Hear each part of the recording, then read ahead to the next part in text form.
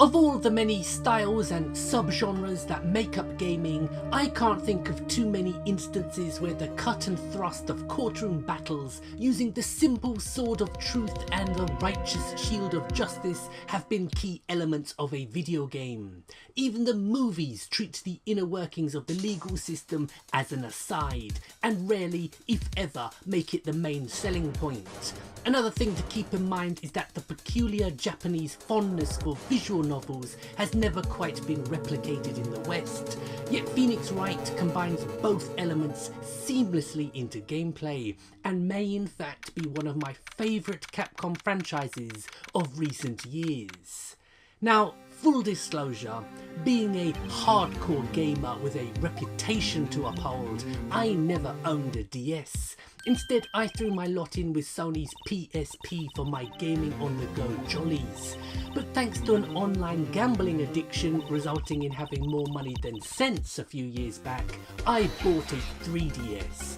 And while it was nice revisiting Hyrule in Ocarina of Time 3D, I also took the plunge headfirst into the DS back catalogue.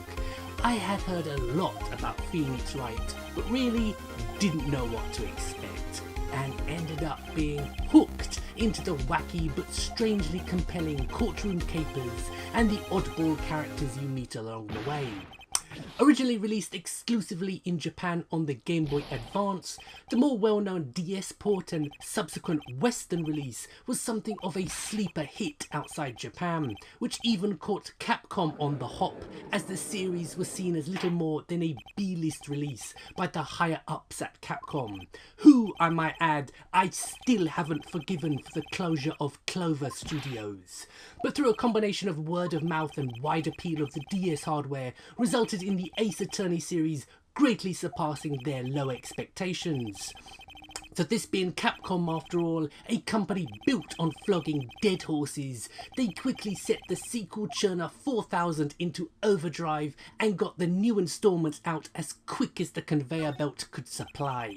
Admittedly though, each game in the franchise is very good, but that's largely down to the consistent quality that series developer and chief writer Shu Takami brings the proceedings. Now, before I get too bogged down talking about the series as a whole, because I do have a lot to say, from a live action adaptation being directed by Takeshi Miike of all people, to the attempted replacement of Phoenix Wright as the series star with a twat called Apollo Justice.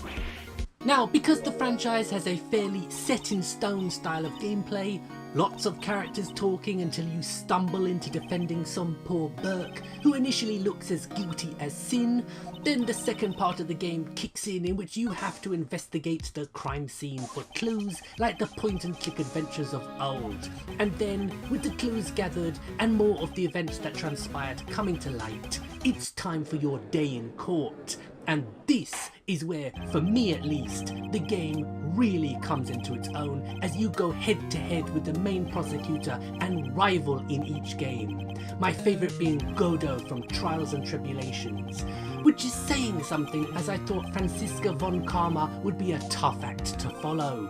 But I couldn't leave without mentioning the man, the myth, the frilly necktie wearing Reiji Mitsurugi, aka Miles Edgeworth, who had proved popular enough from dueling Phoenix in the first game to starring in his own spin-off series, of which Capcom have only translated the first, The Bastards.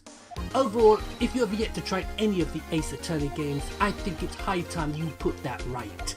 The DS may not be the coolest system you can own, but it was home to some fantastic titles that are just waiting to be discovered by a whole new audience. So my name's Gray, thank you very much for watching my look at Phoenix Wright Ace Attorney for the Nintendo DS. I'll have more videos up soon, so thank you very much for watching, and I'm out. Laters.